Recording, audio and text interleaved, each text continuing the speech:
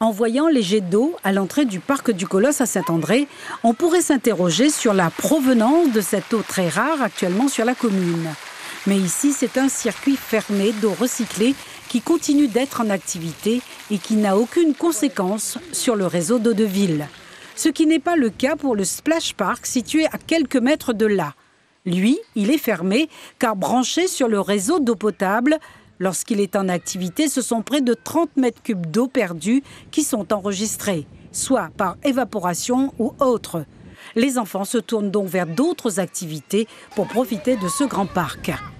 Comme ce lapin rose, nous avons tous le regard tourné vers le ciel, bien bleu pour une saison des pluies, à la recherche de signes de précipitation. Mais à Saint-André, la crise de l'eau n'est pas seulement due au manque de pluie.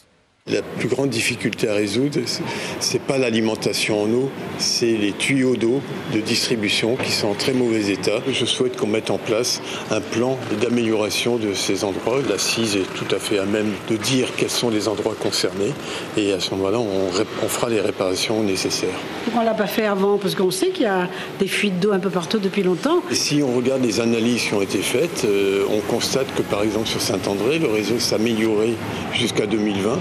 Et qu'il a commencé à se détériorer après 2020. Ça veut dire qu'avant 2020, des réparations étaient faites, qu'après 2020, on a laissé un peu pourrir le réseau. Ce qui n'est pas le cas sur les autres communes de la Sireste. Conséquence des coupures d'eau, la rentrée pourrait être reportée. C'est le recteur qui prendra la décision. Je pense que ce serait une bonne solution parce que c'est très compliqué de faire fonctionner les établissements scolaires avec ce manque d'eau. Bien sûr, on peut les alimenter en eau potable, c'est pas un problème. On peut mettre des citernes pour les sanitaires, mais on n'est pas encore prêt pour que ces citernes alimentent les sanitaires avec des petites pompes. Et si la rentrée est reportée de quelques jours, peut-être qu'on pourra mettre en place ces dispositifs. En attendant, des bouteilles d'eau sont distribuées à la population. Une distribution qui se poursuivra jusqu'à la fin de la crise. Même la Marianne a eu droit à la sienne.